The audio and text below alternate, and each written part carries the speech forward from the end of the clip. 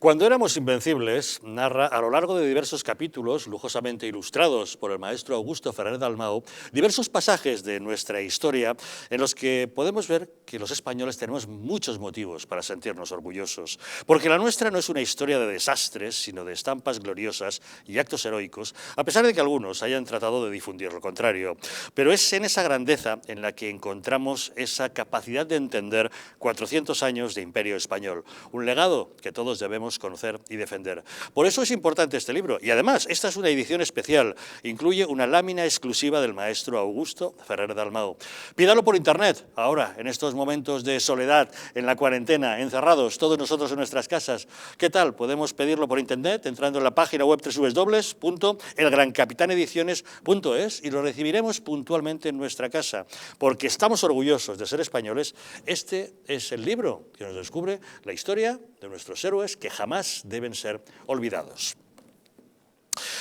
Y seguimos hablando de medidas económicas anunciadas por el Gobierno que, como les estamos diciendo, parecen insuficientes, son timoratas, deberían ser mucho más valientes para solucionar los problemas a los que nos estamos enfrentando. Resulta que lo que han decidido no resuelve los problemas ni de las familias, ni de los autónomos, ni de los comerciantes, ni de las pymes, ni de los empresarios en general.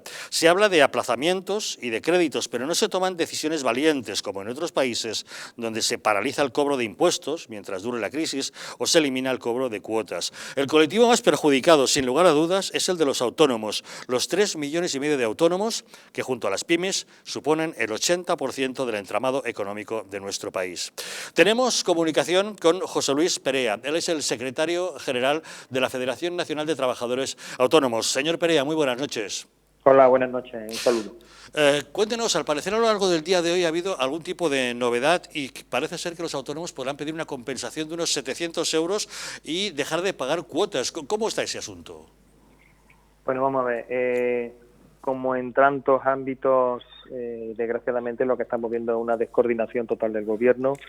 Se nos dice una cosa, se nos dice la contraria, es un poco caótico todo. Vamos a ceñirnos a lo que hay aprobado y yo creo que con eso aclararemos la situación que tenemos actualmente. Vamos a ver, un autónomo que por el Real Decreto tenga que cerrar su negocio o porque sus ventas hayan disminuido en un porcentaje importantísimo puede acceder a la prestación por cese de actividad, es decir, al paro de los autónomos. Esta prestación por cese de actividad está cuantificada aproximadamente en el 70% de su base de cotización, de la base de cotización que tiene. Entendiendo que la base de cotización pues es la mínima, estaríamos hablando en torno a casi unos 700 euros. Durante el tiempo de la cotización, durante el tiempo que esté disfrutando de esta prestación por cese de actividad, evidentemente, como no podía ser de otra manera, no estará exento de pagar la cuota. Es decir, ¿de qué estamos hablando? Estamos hablando de que el autónomo, la medida extraordinaria que se ha aprobado es que el autónomo tenga derecho a algo por lo que está cotizando. Y ya vamos cotizando aproximadamente de manera obligatoria 15 meses, desde el 1 de enero del año 2019. Es como si a un trabajador por cuenta ajena le dijésemos, tranquilo, si cierra la empresa, tienes derecho a tu prestación por desempleo. Efectivamente, señor Perea, eso era algo que ya existía, ya venían cotizando los autónomos por ello. Y además supongo que encierra una trampa terrible, porque obliga al autónomo que quiera acogerse a darse de baja en Hacienda y en Seguridad Social, ¿no? Por supuesto, son las cosas que estamos avisando a Seguridad Social de los inconvenientes que supondrá tener que cesar en Seguridad Social y en Hacienda. Y en el caso de trabajadores autónomos que tengan empleados a su cargo, es que para cobrar la prestación por esa actividad tiene que liquidar la empresa.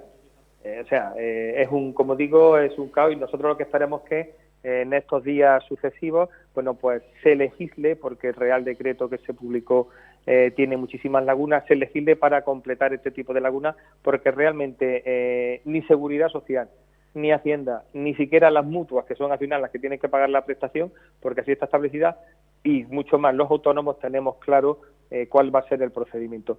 Pero la medida es esa, la medida hasta ahora aprobada por este Gobierno es que tengamos derecho a la prestación por cese de actividad, es decir, algo que ya teníamos.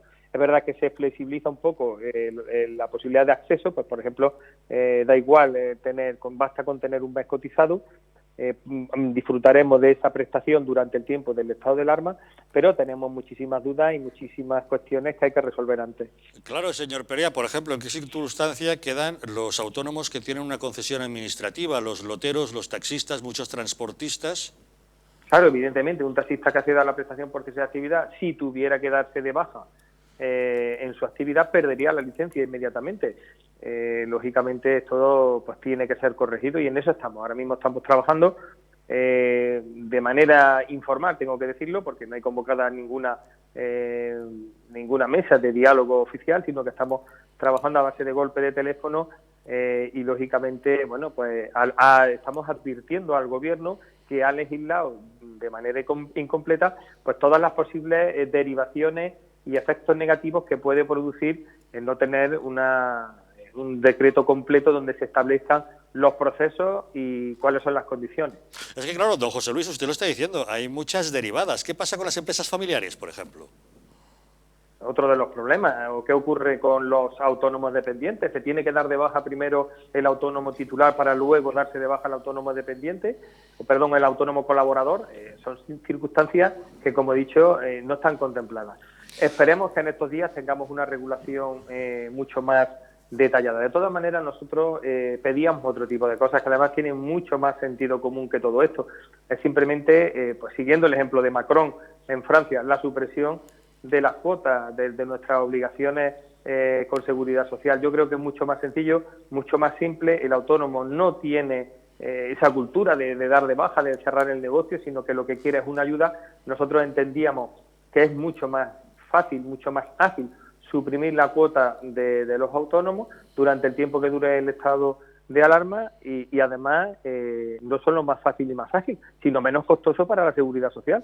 Además, al final, don José Luis, debería hacerse esa supresión de la cuota del autónomo a todos los autónomos, porque yo le planteo un caso. ¿Qué pasa con alguien que tenga pluriactividad? A lo mejor ha descendido muy notablemente sus ingresos, pero ha seguido facturando. Él también debería tener derecho, también sale damnificado, ¿no? Por supuesto. Y es que además, según las condiciones ahora mismo, aquel autónomo que está en pluriactividad, para poder acceder a la prestación por esa actividad tendría que ser previamente despedido laboralmente o como trabajador por cuenta propia, por cuenta ajena. O sea, son cosas y casos que, como podemos ver, son fruto de esta descoordinación, de esta locura, de esta improvisación de este Gobierno, que desgraciadamente ya lo ha demostrado en el ámbito sanitario y ahora lo está demostrando en el ámbito económico. Usted lo ha dicho bien claro, lo primero que debería hacer el Gobierno es suprimir las cuotas de los autónomos, pero tampoco estaría mal la paralización del cobro de impuestos. ¿Qué tal si empezáramos por la liquidación del primer trimestre de IVA, que toca pagarlo ahora y me imagino que pilla a todos los autónomos absolutamente sin ingresos? Bueno, y sin ingresos, y además en muchos casos vamos a tener que pagar el IVA de facturas que no hemos cobrado. Es cierto que existe una moratoria y es cierto que pueden solicitarse, pero bueno, como solicitamos el aplazamiento de IVA en ejercicios anteriores sin estar en este estado excepcional. Además, nosotros entendíamos que la exención de cuotas, como te he dicho antes, es mucho menos costosa para la seguridad social, por dos razones. En primer lugar, porque son aproximadamente unos 2.000 millones de euros lo que costaría esa eliminación de cobro de cuotas debería ser inmediata, pero no nos engañemos, que un autónomo deje de pagar 300 euros al mes tampoco le va a resolver la situación. Sería insuficiente, habría que tomar más medidas, ¿no? Bueno, evidentemente, pero nosotros vamos por esa actividad con las dificultades que hemos estado comentando antes. ¿Qué pasará, don José Luis, si el Gobierno no ayuda a los autónomos? ¿Hasta cuánto pueden ascender las pérdidas? Bueno, nosotros hemos calculado que por lo menos 18.000, 20.000 millones de euros vamos a perder este próximo mes. Yo espero que no, espero que tenga sensibilidad. Nosotros nos estamos dejando la piel en el camino. Le puedo decir que desde el viernes aquí hemos contestado más de 25.000 consultas de autónomos, que en muchos casos lo único que quieren es que sea ser escuchados, que los escuchemos, que nos trasladan su situación, que nos trasladan su preocupación, que nos trasladan este miedo que tienen no solo en el ámbito de la salud, sino en el ámbito también económico. ¿Qué pasará con ellos? ¿Qué pasará con sus negocios? y yo espero que evidentemente Pedro Sánchez no nos deje en la cuneta. También digo con total tranquilidad, el colectivo es un colectivo que tiene memoria y bueno, cuando pase esta crisis nos acordaremos perfectamente de quiénes han sido los gobernantes que nos han ayudado y quiénes los que no nos han ayudado. Pero ya digo, desde ATA vamos a trabajar como lo estamos haciendo hasta la extenuación por llevar esta voz de los autónomos a los gobernantes a fin de que sean sensibles y tomen medidas que ya han tomado en Francia con todo el sentido común del mundo. Es decir, ingresos cero, pues cuota cero. Además es un eslogan que ellos han abanderado en los últimos años o en los últimos meses. Cotizar en función de los ingresos. Es algo muy de la izquierda, muy del Partido Socialista, que querían implantarnos. Bueno, pues vamos a tomar ejemplo y vamos a predicar con el ejemplo. Si nuestros ingresos son cero, nuestra cuota tiene que ser cero. Porque si no, desde ATA lo que vamos a entender siempre que todo este tipo de medidas lo que quieren es rascar más los bolsillos de los trabajadores autónomos, que a la postre somos los que pagamos los platos rotos de la fiesta. Tiene usted mucha lógica en todo lo que dice y tiene razón. Más vale que los autónomos tengan memoria y se acuerden de quién les ayuda cuando llegue el momento de votar, cuando vengan a pedir el voto. Esperemos que les hagan caso y el Gobierno acabe tomando esas decisiones tan necesarias, porque casi me da miedo preguntarle, señor Perea, ¿la recuperación para cuándo? ¿Qué va a pasar después? Bueno, pues no lo sabemos. Evidentemente, en primer lugar, sí tenemos claro es que estamos actuando ratos trabajadores, es decir, vamos a tener que seguir afrontando gastos. Por tanto, yo sigo llamando a la solidaridad y a la responsabilidad. Cuanto antes pase esta crisis sanitaria, antes podremos acabar con la crisis económica. Habrá negocios que se recuperen a un ritmo más ágil y habrá negocios irrecuperables. Evidentemente, lo que tenemos que tender es medidas económicas suficientes para que todos los negocios puedan ser recuperados, ¿no? En mayor o menor plazo, en mayor o menor medida, y a los inicios del verano podamos estar ya desarrollando nuestras actividades de manera general. Estamos en una crisis que no es una crisis como la que vivimos en el año 2008, es una crisis completamente distinta, pero evidentemente vamos a dejar muchas víctimas en el camino. Don José Luis Perea, secretario general de la Federación Nacional de Trabajadores Autónomos, esperamos que el Gobierno les escuche, busque soluciones y muchísimas gracias por atender la llamada de Los Intocables. En eso estamos. Muchísimas gracias a vosotros por darnos la ocasión de darlas a conocer. Gracias, seguiremos en contacto. Muy buenas noches. Fernando, otro tema sobre el que incidías antes, los autónomos, quizá el eslabón más débil de esta cadena en este momento. Yo es que siempre hago la misma pregunta, pero es que un autónomo o todos los que estamos trabajando podemos parar realmente. Nos encontramos ante un caso excepcional. Nos piden que nos quedemos en casa. Yo creo que todo esto no lo han pensado, es que ni siquiera se han fijado en el resto de países. Cuando resulta que los autónomos es la pieza fundamental del tejido industrial y el tejido financiero español. Es que vuelvo a repetirlo, la cifra es el 99,9%, porque entre otras de las cosas, si estos dos señores, Sánchez e Iglesias, supieran algo, es que entre otras cosas, para crear una empresa tienes que ser autónomo. Es que es la base principal. Yo creo que esto es imposible de realizar. Este plan que ha presentado el señor Sánchez es imposible de llevar a cabo. Los autónomos nos ha dejado totalmente desamparados, con las empresas totalmente desamparadas. No saben ni lo que están diciendo. Están hablando de estos 200.000 millones, cuando es el 20% del PIB español.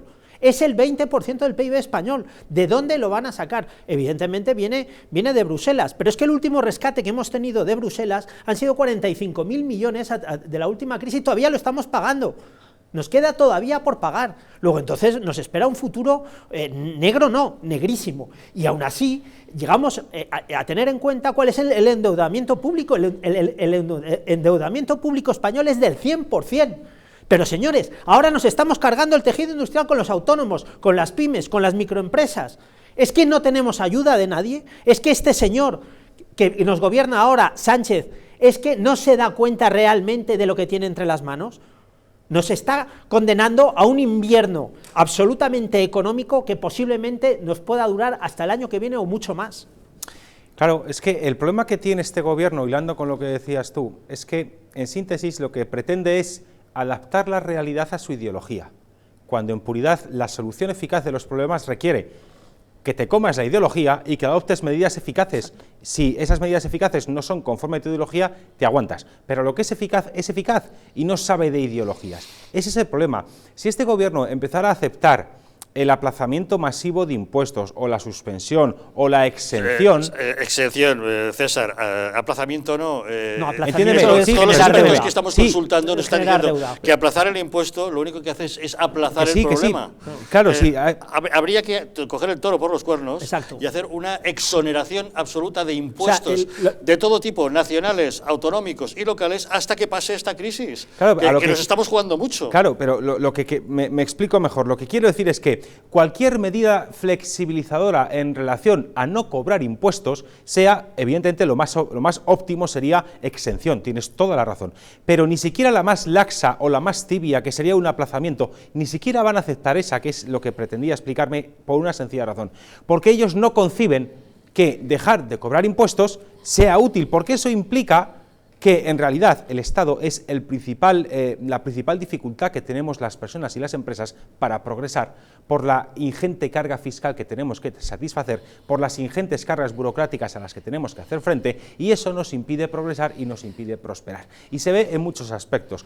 La deuda pública que recordabas tú, Fernando, de que estamos ya por encima del 100% de deuda sobre del PIB. PIB. Claro, es que si estuviéramos ahora mismo, por ejemplo, en una situación de deuda sobre PIB del 30%, Hombre, podríamos ¿qué se asumirla. podría hacer? Claro que podríamos Se asumirla, podrían hacer pero muchas con el 100%, cosas. ¿qué hacemos? Claro, ¿Dónde es que vamos? con un 100% no hay margen. Pero es que otra situación... 200.000 millones de deuda de Claro. Bruselas es lo que vamos No, a tener claro. cuando hemos asumido 45 y todavía no lo hemos pagado. Claro, y otra de las situaciones que tampoco tenemos margen es debido al precio del dinero negativo. Exactamente. Porque un precio del dinero al menos 0,5%, como muy bien ha recordado don Daniel Lacalle, que está al menos 0,5%, el precio del dinero negativamente bajo, o a tipos negativos, mejor dicho, lo que estimula, facilita, permite y alienta es el despilfarro del dinero público. Y una de las formas que hay de distorsión del sector público en la economía privada es precisamente que el dinero no valga lo que cuesta y que políticamente se decrete su precio, en lugar de que el valor del dinero vaya vinculado a la demanda que tenga ese bien, como cualquier otro.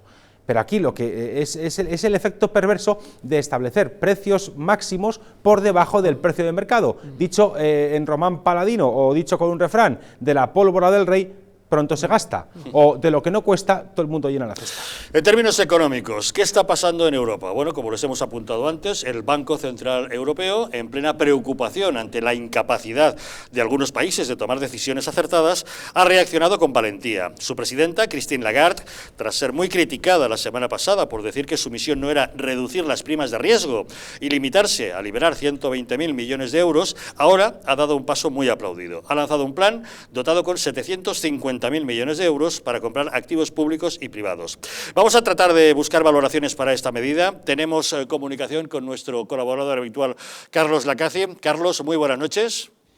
Muy buenas noches, Javier. Buenas Carlos. noches a todos los telespectadores de Distrito TV en Los Intocables. Carlos, en tu opinión, ¿son suficientes estas medidas?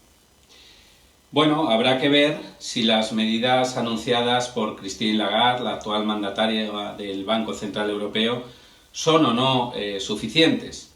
Esto lo determinará lo que dure la crisis sanitaria por el COVID-19. De momento, lo que a todas luces podemos decir es que son medidas, desde luego, oportunas y necesarias. Son medidas oportunas y necesarias porque en un primer momento Christine Lagarde había anunciado una inyección de 120.000 millones de euros que quedaba muy lejos de lo que realmente son las necesidades que todos los Estados miembros necesitan cubrir, pues para estas contingencias de destrucción de empleo, de posible recesión económica que en todos los organismos ya se está diciendo que va a suceder. Por tanto, son medidas oportunas y son necesarias, y además los gestos también son muy necesarios. Recordemos que en 2007-2008, con la crisis de Lehman Brothers, el anterior mandatario del Banco Central Europeo, Mario Draghi, dijo aquella famosa frase de haremos todo lo necesario y créame, será suficiente para que los mercados no cayeran y para que el euro sobreviviera. después de aquella famosa frase, realmente los resultados en la economía europea fueron muy positivos y los mercados se relajaron, las primas de deuda también se suavizaron y bueno, pues fue un revulsivo. Christine Lagarde ha dicho también algo parecido: ante acontecimientos extraordinarios, medidas extraordinarias, y esto es lo que ha hecho. Al día después de anunciar estas medidas, en el día en el que hoy estamos, pues efectivamente estamos viendo que las primas de riesgo se han relajado, la prima de riesgo española, la italiana, la griega, han descendido, se han relajado también los mercados de bonos, la bolsa parece que también ha acometido de forma positiva estas medidas. Por tanto, bueno, será tiempo de esperar, pero de momento las medidas eran y son oportunas y son necesarias. Muchas gracias, Javier. Bueno, está claro, ¿no? ¿Qué opinión nos merece la decisión del Banco Central Europeo? Pues que no había otra, es que no hay otra.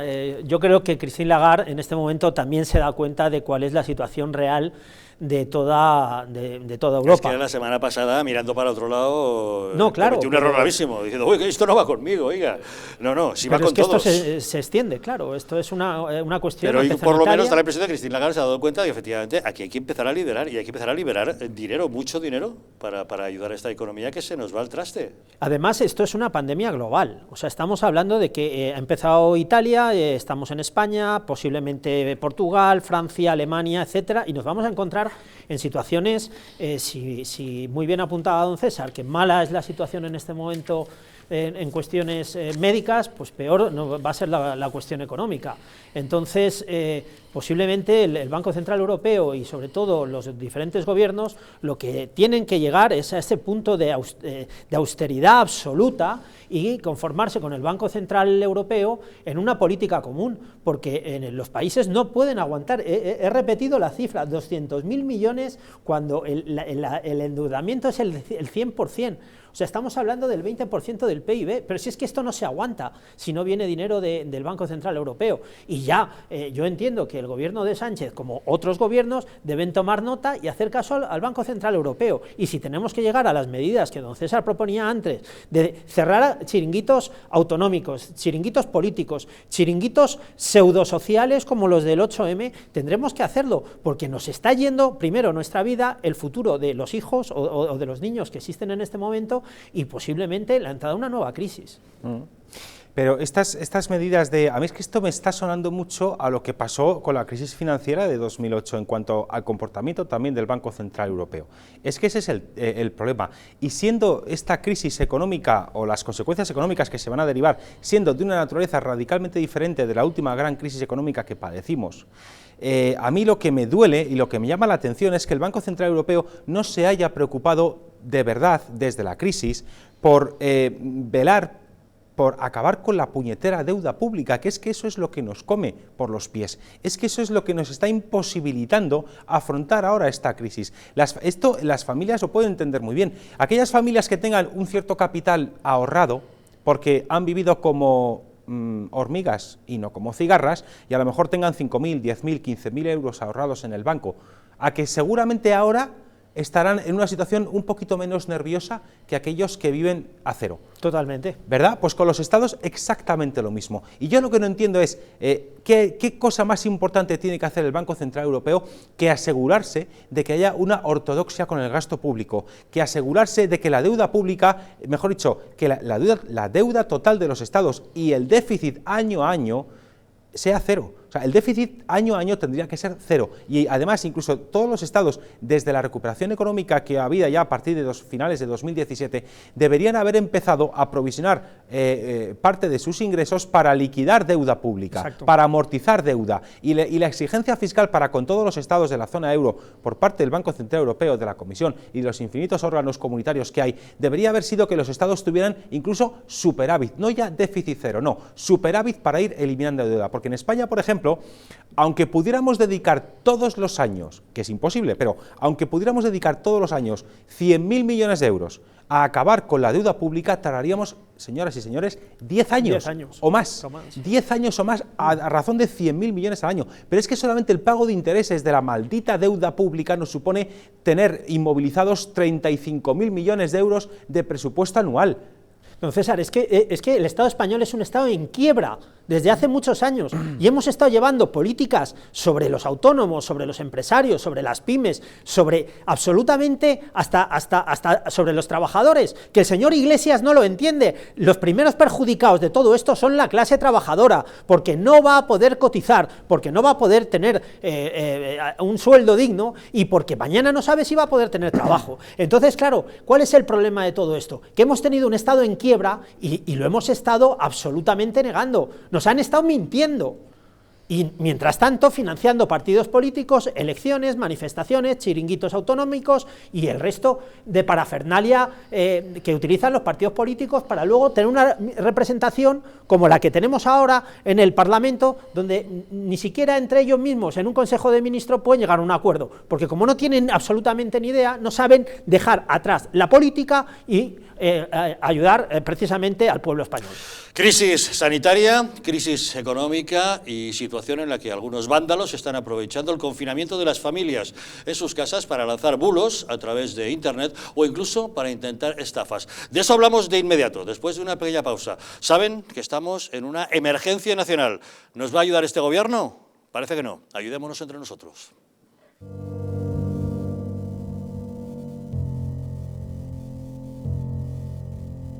España no va a tener, como mucho, más allá de algún caso diagnosticado. ¿Qué le diría usted a una mujer que está dudando en ir o no a la manifestación del 8 de marzo? ¿Qué le diría? Que le va la vida, que le va su vida. Y el motivo es el miedo. No hay una razón médico-sanitaria. Y que no hay ninguna razón de salud pública que aconseje tomar ninguna medida o que impida la celebración de eventos de este tipo. Denunciábamos que los medios estábamos siendo demasiado alarmistas con el coronavirus. ¡Vamos a morir todos! ¡Estefanía! ¡Estefanía! ¡Gritad Estefanía! No hay nada de qué preocuparse, estamos muy tranquilos, ¿vale? El gobierno estaba perfectamente al corriente de los datos que tiene ahora desde el pasado día 4, pero no quiso tomar medidas justamente para no deslucir esa manifestación.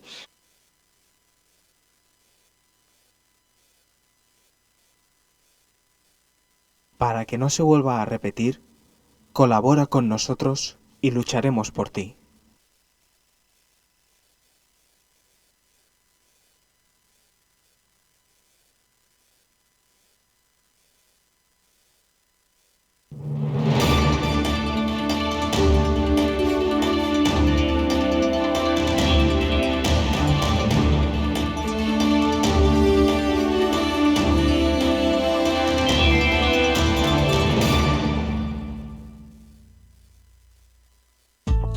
La presencia del colágeno en la composición de huesos, piel, ligamentos, cartílagos y tendones es imprescindible para frenar su deterioro. Sin embargo, a medida que envejecemos, su producción se reduce. Colacel Antiox de Mundo Natural combina en una misma toma colágeno hidrolizado puro, antioxidantes, ácido hialurónico y vitamina C que contribuye a la formación normal de colágeno. Haz del tiempo tu gran aliado. Colacel Antiox. ¿Está hundido tu colchón? ¿Estás cansado de tu viejo sofá? Ven a Muebles Adama, te fabricamos tu sofá o tu colchón a medida. Y no se te olvide preguntar por el dormitorio juvenil de tus hijos. Recuerda que tenemos descuentos especiales en muebles de salón. Estamos en la calle General Ricardo 190, Metro Oporto. Teléfono 91 525 2941 y en www.mueblesadama.com. Un estilo de vida saludable, la dieta y el ejercicio físico ayudan a disminuir los niveles de colesterol. Divecol Forte de Mundo Natural contiene cardo mariano, coenzima Q10 y levadura de arroz rojo que aporta 10 miligramos de monacolina K que contribuye a mantener niveles normales de colesterol sanguíneo. Protege tu corazón, protege tu salud. Divecol Forte de Mundo Natural.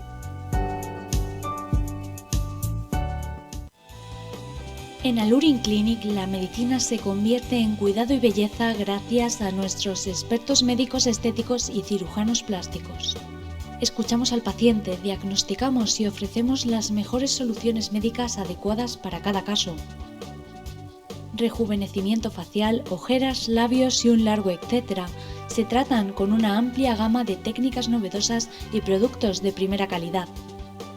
Nuestra reciente unidad de cirugía estética también es capaz de cubrir tus necesidades quirúrgicas desde el primer momento o aportar ese plus cuando la medicina estética no llega.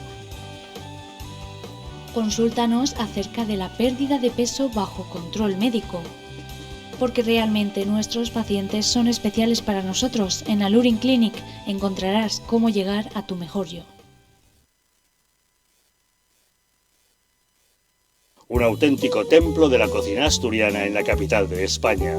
Un restaurante para toda la familia y todo tipo de eventos, con salones privados y hasta una mesa imperial para 32 comensales. La tradicional fabada, las faves con almejas, sus espectaculares verdinas, esas pequeñas alubias de color verde esmeralda tan suaves al paladar, el impresionante cachopo o el pote asturiano. Pero también los mejores pescados, como la merluza a la sidra con manzana y almejas o el salmón del Sella a la parrilla. Las mejores carnes y de postre, el arroz con leche con su costra de caramelo o los frijuelos rellenos de crema sobre salsa de chocolate caliente. Y como aperitivo, ese bollito horneado relleno de chorizo asturiano. Restaurante Ferreiro, el paraíso de la cocina asturiana, en la calle Aviador Zorita 32 de Madrid.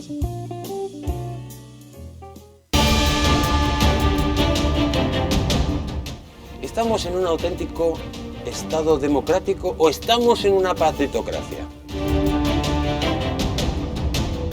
Porque este programa se hace para ustedes. La ciudadanía está quedando atónita a lo que estamos viendo. Vamos a ver cosas que nunca se imaginarían. Lo que ha pasado en España demuestra que Falconetti no es tonto. Que la democracia, ¿qué es lo que es, amigos? El imperio de la ley. Esta izquierda rancia lo que quieren es exterminar todo aquello que no piensan exactamente igual. El castigo va a ser terrible para todos los partidos. Recuerden que no les engañen, porque la verdadera libertad consiste en estar bien informados.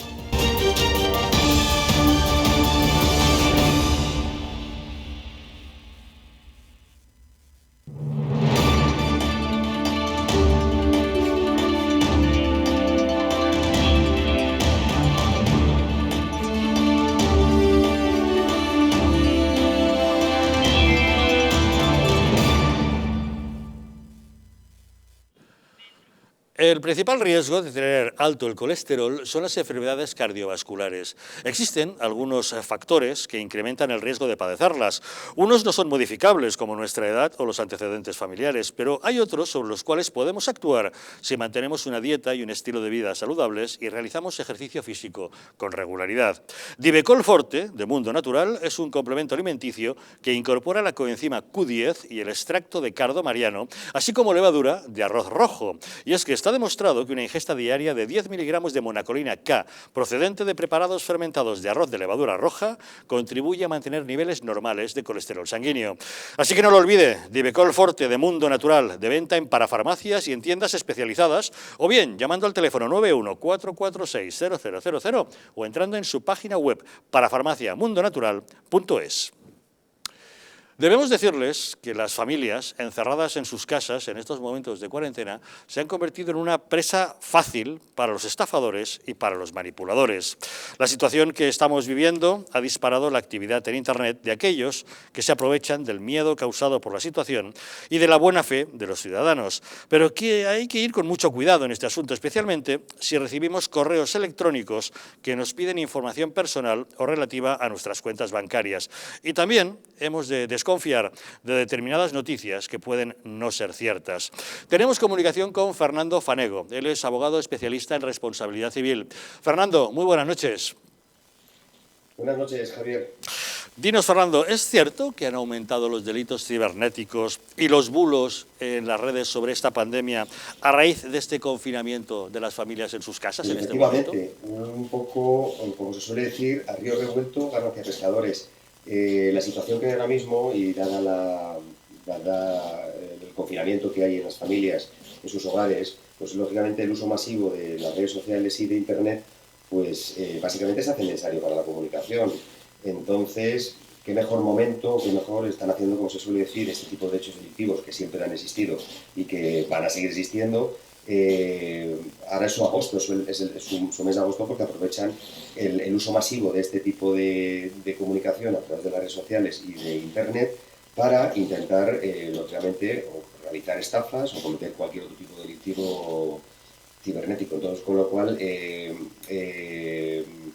mi consejo como profesional es que antes de meter ningún dato, lógicamente se aseguren de la fuente que les envía el mensaje o les envía el correo electrónico y de dónde procede, es decir, la procedencia, puesto que nosotros normalmente, si vamos a hacer una operación financiera, el banco directamente se pondrá en contacto con nosotros y sí que a lo mejor nos puede pedir determinados datos de carácter personal, pero si no, a buenas a primeras, nadie te va a mandar un correo para que tú pongas tu nombre, tu DNI y cualquier dato que lógicamente puedan utilizarlo con fines delictivos. Oye, Fernando, entonces, ¿qué debemos de hacer a partir de ahora si recibimos correos extraños o información que despierte nuestras sospechas?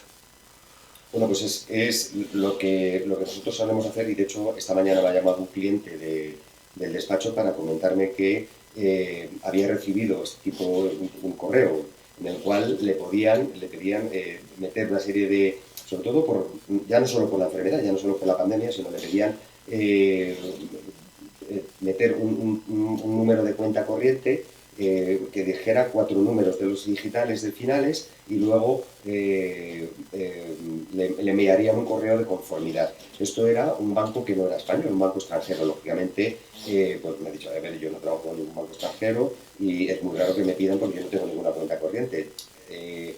Hay que tener muchísimo cuidado, Javier. En este momento es un momento muy delicado el que estamos pasando en nuestra sociedad y va a ser largo, nos va a llevar tiempo y hay que tener muchísima paciencia y muchísima seguridad a la hora de meter cualquier tipo de información o en redes sociales o en Internet. Y sobre todo porque ya, igual que esto, circulan las noticias falsas que todos estamos viendo acerca de la enfermedad, que la que estamos padeciendo, del COVID-19, en el que dan información falsa que puede causar muchísimo daño, ya no solo en la cuestión patrimonial o en la cuestión de que pueda recibir la estafa, sino también en la cuestión de la salud. Con lo cual mi consejo es, por supuesto, evitar cualquier tipo de información, transmitir cualquier tipo de información a través de las redes sociales o de Internet. Muchas gracias, Fernando Fanego. Un saludo. Muchas gracias y un saludo muy fuerte a todos los televidentes. Gracias, hasta luego. César, es el momento en el que los desalmados aprovechan, en fin, un momento de debilidad de las familias, ¿no? Sí, parece mentira que con lo que está cayendo haya gente que esté pensando en cómo aprovechar para robarle a la gente lo que es suyo. Por cierto, lo poco que le va quedando, porque en esta situación donde nadie está trabajando, pues evidentemente cada vez estamos más descapitalizados, ¿no? Es absolutamente demencial. Igual que están también la Policía Nacional y la Guardia Civil por cuentas de Twitter han alertado de que se tenga mucho cuidado con supuestos controladores de coronavirus que llaman por el telefonillo para hacer pruebas, sobre todo, o casualidad, en pisos habitados por personas mayores. O sea que, de la misma manera que esta crisis nos está haciendo ver un montón de detalles y de iniciativas maravillosas y admirables por mucha gente, también estamos viendo algunas, que son las menos, gracias a Dios, pero que son nauseabundas. Por ejemplo, dentro de lo positivo, ayer una cirujana de Madrid había ideado, había hecho la propuesta a los hospitales de Madrid que, puesto que los pacientes de coronavirus están aislados y no pueden recibir visitas de sus familiares, había creado una cuenta de correo electrónico para que la gente que quisiera escribir cartas o correos a estos pacientes lo hicieran. La cosa se viralizó y al final ha acabado recibiendo 35.000 correos electrónicos. Le oía una entrevista ayer en la radio a esta cirujana, que ahora mismo no recuerdo el nombre, perdón, porque merecería que recordase el nombre y citarla, como no puede ser de otra manera, ¿no? O sea, que estamos viendo cosas, casi me cargo el cable del micro, estamos viendo cosas pero efectivamente, interesantísimas. esta cirujana lanzó esa iniciativa, mucha gente se animó a enviar cartas, al cabo de un rato salió alguien diciendo que era un fake, que era una estafa, y que le pretenderían robar, tuvieron que salir a decir que no era ninguna falsedad, que era auténtica y efectivamente se ha demostrado que era real. Es decir, que llega un momento que uno ya no sabe qué creerse. Yo creo que ante esto, en fin, las recomendaciones de determinadas actividades que puedan hacerse, en este caso el de la cirujana, en muy poco tiempo estuvo ya entrevistada por los medios de comunicación, había fragmentos suyos de la entrevista que acreditaba que eso era cierto, etcétera, etcétera, pero para otras cosas yo soy partidario, no sé si por deformación profesional, pero yo soy partidario de no creerme cualquier cosa publicada en Twitter por cualquier cuenta, ya sea de una persona que dé la cara o no, sino que yo soy más partidario siempre de creerme en principio o de dar cierta veracidad, lógicamente, a lo que veo publicado en las cuentas institucionales y en las cuentas de los medios de comunicación o de periodistas acreditados y serios. Y sobre todo no se crean un correo electrónico que les llega a ustedes y que dice que les ha tocado un premio. ¿Qué premio si ustedes no han participado en ningún sorteo? En fin. Siempre hay canallas y miserables que se aprovechan de situaciones como las que tenemos en este momento. Yo siempre digo lo mismo, para estas cosas tenemos dos herramientas fundamentales. La primera es el Código Penal, la segunda, la policía. Por favor, si ustedes son receptores de correos electrónicos de este tipo o de otro, por favor denúncienlo ante la policía y posiblemente tengamos un registro total de datos y se pueda hacer algo, porque si estas cosas no se denuncian, al final los que van a ganar van a ser los canallas y los miserables. Más temas que queremos abordar en un día como hoy. Efectivos del Ejército ya han intervenido en Cataluña. Resulta que, como ustedes saben, las autoridades catalanas de la Generalitat no reclamaban la presencia del Ejército, decían que no lo necesitaban, pero bueno, finalmente, dentro de la operación Balmis, de la lucha contra el coronavirus, efectivos militares han entrado ya en Cataluña. En principio, el Ministerio de Defensa tiene previsto que estos efectivos del Ejército de Tierra se trasladen al puerto y al aeropuerto de la capital catalana para realizar labores de desinfección. Será la primera vez que los militares toquen territorio civil en esta comunidad autónoma, cuyos responsables habían sido muy críticos con la llegada de efectivos militares, pese a que se trata de participar en labores de lucha contra el coronavirus. El consejero de Interior de la Generalitat, Miquel Buch, ha rechazado este despliegue, diciendo que Cataluña ya cuenta con sus propias estructuras de país y que no necesita esa ayuda. Y desde Esquerra Republicana, Gabriel Rufián, ayer en el Congreso, despreció al ejército español y dijo que hay que reducir el presupuesto de defensa y destinarlo a sanidad. Vamos a buscar una reacción y análisis de esta postura de los separatistas catalanes. Tenemos comunicación con nuestro colaborador habitual, David Gómez. David, muy buenas noches. Javier, muy buenas noches y muy buenas noches a todos los que te acompañan en la mesa y a todos los telespectadores. A ver, David, a todos nos ha sorprendido mucho ese desprecio de los separatistas catalanes hacia la postura del ejército. Creo que tú mismo vienes esta noche a tratar de comentarnos este asunto, ¿no? Pues mira, es una cosa muy curiosa, ¿no? Venía a hablaros hoy sobre el tema de Rufián, ¿no? Este diputado que tenemos en el Congreso de los Diputados, que viene a darnos lecciones de lo que es ser un buen ciudadano, ¿no? Me parece muy curioso, ¿no? Cuando en Cataluña en este momento tienen una situación muy similar a la que está viviendo el resto de España y por supuesto la que está viviendo Madrid, y bueno, pues se permite el lujo de decir que, bueno, que para qué necesitan ejército, ¿no? Para qué necesitan personal militar en sus calles. A mí me gustaría preguntarle al señor Rufián si va a ser él el que va a ir a desinfectar los sitios que está desinfectando el ejército, o si va a ser él el que va a encargarse de las personas sin techo que el ejército en este momento está trabajando con ellas, o si va a ser él el que nos va a proteger cuando esto vaya a mayores, ¿no? Son cuestiones de niño bien, ¿no? De alguien que le da la pataleta y que viene a decir esto, ¿no? Yo creo, señor Rufián, que lo que tenemos que hacer en este momento es guardar las formas y estar todos juntos, ¿no? Porque no se le olvide que usted en Cataluña tiene una población que se llama Igualada, donde se les está descontrolando minuto a minuto todo este problema, toda esta situación, la tienen ustedes desbordada en este momento, y por lo tanto, bueno, pues no sé a qué esperan ustedes, con perdón, callarse y remar en la misma dirección que todos los españoles. Aquí no es una cuestión de españoles y catalanes, aquí es una cuestión de emergencia nacional. Y en esa emergencia nacional, le guste a usted o no le guste, está el ejército, están los sanitarios, está la policía y sobre todo está el gobierno de España y los españoles. Tan españoles son los catalanes como los madrileños. Gracias, David, por tu comentario y por tu opinión. Muy buenas noches. Pues muy buenas noches, Javier, y muchas gracias. Hasta luego. Bueno, no podía ser de otra manera. El ejército tiene que estar en todo el territorio nacional, incluido Cataluña. La verdad es que el consejero Buch diciendo que aquí tenemos estructuras de país y no lo necesitamos, o Rufián diciendo que no hace falta, está fuera de lugar, ¿no? Pues hablando de canallas y de miserables, o sea, yo lo que no puedo entender es que, como bien me explicaba en Igualada, tenemos una situación ya extrema. Estos señores, el consejero Buch, yo soy catalán, tengo casas y tengo familia allí y sé cuál es la situación también allí, porque precisamente cuando venía en el coche iba hablando con ellos. ¿Cómo pueden ir en contra hasta de los mismos catalanes estos señores? Es que a cambio de no recibir nada del Estado español, se niegan a recibir Son capaces de ayuda morir de nuestras fuerzas armadas, tan necesarias en este momento. Y además, usted muy bien lo decía, ¿va a ser el señor Rufián el que va a empezar a desinfectar y el que se va a poner lo que va a hacer la unidad militar de emergencias? ¿Es que tienen ni siquiera presupuesto cuando es otro Estado en quiebra? ¿Cuando todavía nos deben dinero al resto de los españoles? Pero es que estos señores, vuelvo a repetirlo, es que son argumentos, en este momento de emergencia nacional, son argumentos que son de miserables, de gente que es miserable, que está en el Parlamento español y en la consejería, como el señor Buch, que lo único que quieren hacer es acabar con la unidad nacional, que este problema no se resuelva y además que el resto del pueblo se encuentre totalmente fuera de las ayudas que pueda tener algún gobierno central. Y es que además, en cifras, para que se vea muy bien la ruina en la que está la Generalidad de Cataluña, que no Cataluña, que es que conviene diferenciar, la Generalidad tiene un presupuesto de 30.000 millones de euros, aproximadamente en cifras redondas. La deuda total acumulada que tiene la Generalidad son 80.000 millones de euros, más otros 17.000 millones que el Fondo de Liquidez Autonómica le fue dando en diferentes plazos al Gobierno regional. Entonces, la Generalidad que no saque tanto pecho, que diga que ellos tienen medios y que pueden afrontar, porque si no fuera porque tiene al Gobierno central detrás y al Estado español, en definitiva, avalando esa deuda, hoy en día la Generalidad de Cataluña no tendría dinero ni para no puede pagar folios de impresora de una sola de sus embajadas. Si no puede pagar ni siquiera a los funcionarios que tienen ellos mismos. ¿No? ¿Pero qué están vendiendo?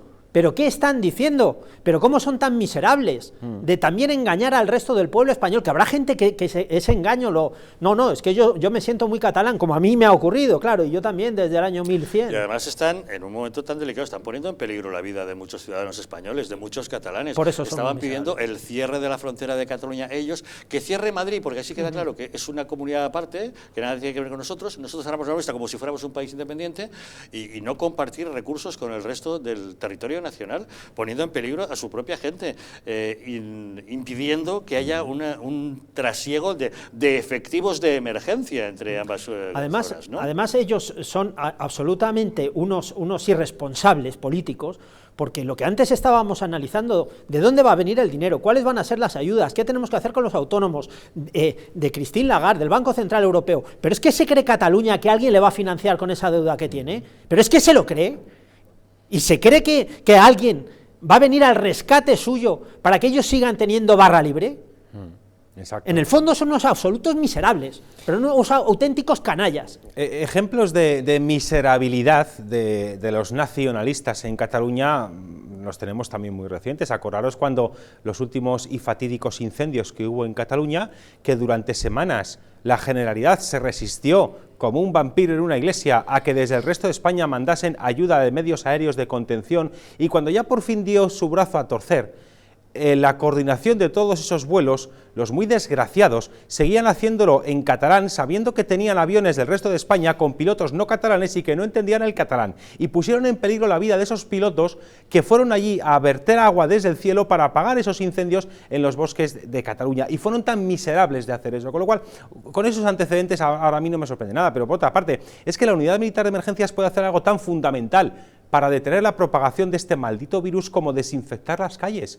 ¿Tiene la Generalidad de Cataluña infraestructura y conocimientos y personal formado para hacer esa labor? Porque lo bueno que tiene la Unidad Militar de Emergencias es que está formada para actuar en muchos tipos de catástrofes diferentes, y una de ellas es la sanitaria, y una de ellas es las medidas de contención, tanto en una guerra química, una guerra bacteriológica o en una crisis sanitaria como la que estamos. Ese es el valor añadido que tiene la Unidad Militar de Emergencias en estos momentos. Igual que tienen formación en extinción de incendios, igual que tienen formación para intervención en casos de inundaciones, etcétera, etcétera, para esto también tiene la Generalidad de Cataluña personal específico en la Policía Regional, en la Policía Autonómica o en en las policías locales, ¿tienen personal específico formado en desinfección de calles y de espacios espacios públicos? ¿A que no?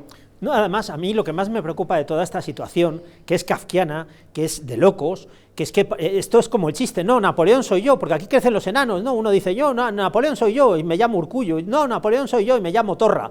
Aquí se creen todos Napoleón, pero el problema es que estamos muriendo, y en Cataluña se está muriendo, no al mismo paso que aquí en Madrid, pero también se está muriendo gente, igual que en la Comunidad Valenciana. Es la segunda comunidad de afectados, primero Madrid por una cuestión de población, Madrid, y luego claro, Barcelona, lógicamente, por una cuestión de población también. Exactamente igual, pero es que a mí lo que más me llama la atención, que estos son los socios del señor Sánchez, estos son los socios que se ha buscado el señor Sánchez, estos, Rufián, Bruch y toda la patulea de gente que está en Cataluña fomentando seguramente, como Ada Colau, caceroladas.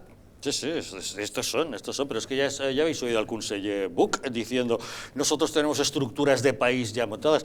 Acordaros cuando se empezaron a trascender los papeles sobre un ejército catalán, de un ejército, de un sobre CNI. los guardacostas catalanes, sobre el ejército del aire catalán. Claro, todo eso que después fue al juicio del Prusés famoso y la famosa Moleskine negra que hablaba de todos los planes de desconexión y tal, es que hay gente iluminada en Cataluña que está pensando en crear su propio ejército, no sé qué cosas.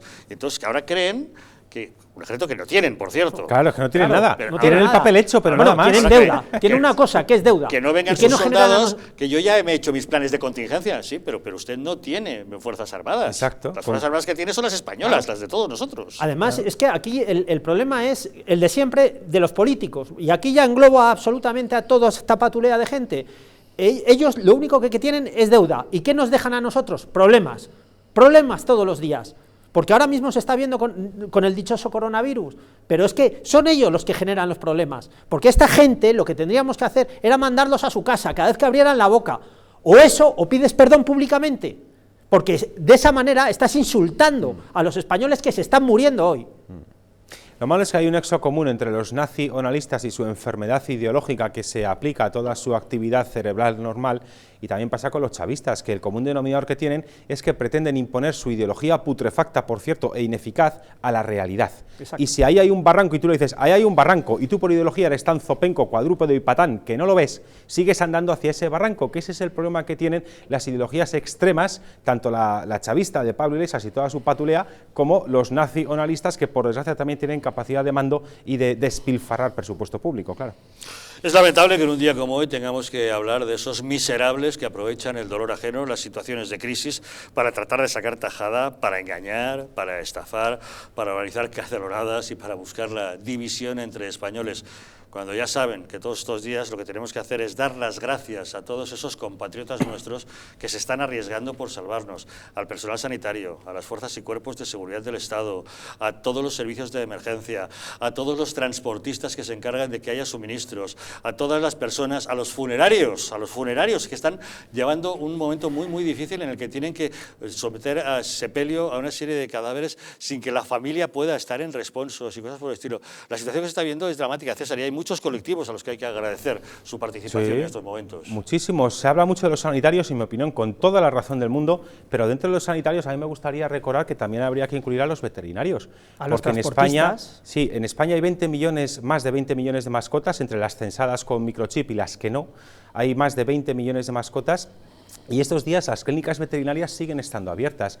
¿Para qué? Para atender precisamente cualquier urgencia o necesidad médica que puedan tener las mascotas. Para las familias que tienen perro o gato, es un miembro más de la familia. Bueno, pues los veterinarios están ahí arriesgando también su propia salud, porque los animales ni transmiten el COVID, que esto hay que recordarlo, ni transmiten el COVID ni lo causan, pero los que sí que se pueden contagiar son los veterinarios con los dueños que van a la clínica. Por tanto, hay que recordar que si alguien necesita llevar a su mascota a las clínicas, que se quede fuera, que no entre a la consulta, que vaya solamente una persona por animal, que espere a que sea atendido, y el veterinario o veterinaria llevará su animal a la consulta, le hará el reconocimiento pertinente y le dirá después al dueño lo que tiene. Pero también es de justicia agradecerles a ellos que sigan abiertos en estos días y corriendo riesgo de contagiarse. Veterinarios, transportistas y encargados de logística para que tengamos suministros. Y a todo el mundo que nos ayuda. Yo el otro día hasta la misma señorita del supermercado le daba las gracias por estar ahí y por ayudarnos y a la farmacéutica y al que me da el pan. Si es que vuelvo a repetir que los que están dando ejemplo es el pueblo español y los que no están dando ejemplo son los políticos y el señor presidente y el señor vicepresidente del gobierno. Los políticos están en su casa cobrando el sueldo íntegro, no tienen ningún problema. Claro que no, y si no tienen una UBI móvil que les lleva lo que necesiten y les hacen las pruebas del coronavirus urgentemente, ellos no tienen ningún problema. Vuelvo a repetir, ellos lo que generan es deuda y lo que nos dan a nosotros son problemas. Gracias una vez más a todos esos españoles que están arriesgando su propia salud para tenernos al corriente de todo lo que necesitamos, sobre todo a nuestro personal sanitario, a nuestras fuerzas y cuerpos de seguridad del Estado, a las tropas, al ejército, la UME, todos esos soldados que se van a encargar de un montón de tareas logísticas y de limpieza y desinfección, a los transportistas y profesionales de la logística que nos garantizan los suministros, a los funerarios que están llevando unos momentos realmente difíciles. Queremos recordar a todas las familias que han perdido algún familiar en estos momentos y no han podido velarlo en condiciones, sin poder hacer un responso en condiciones adecuadas. Gracias a todos ustedes y ya saben, quédense en casa, es la mejor manera que tenemos de ayudar para combatir esta pandemia. Don Fernando Martínez Dalmau, gracias por habernos acompañado, por seguir manteniendo esos protocolos de seguridad y ahora directos para casa para enclaustrarnos. Gracias, don César Sinde, también por haber estado con nosotros. Gracias a usted, don Javier, un placer. Gracias a todos ustedes por acompañarnos. No se vayan lejos, sigan con nuestra programación, ya que hay que quedarse en casa, por lo menos que la televisión sea una compañía más de todos ustedes, un miembro más de su familia. Nosotros les esperamos en una próxima edición de Los Intocables. Buenas noches.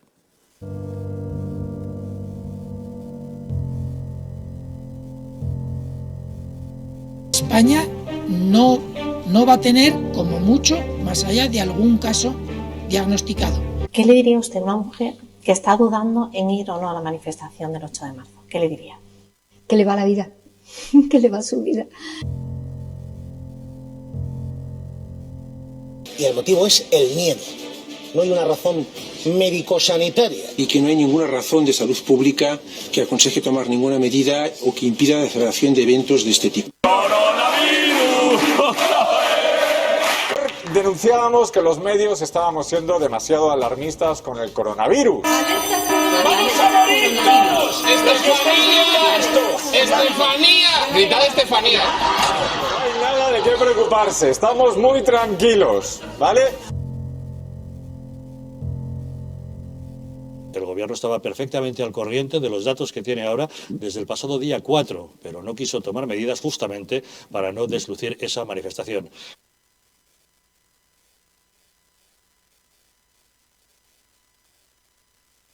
Para que no se vuelva a repetir, colabora con nosotros y lucharemos por ti.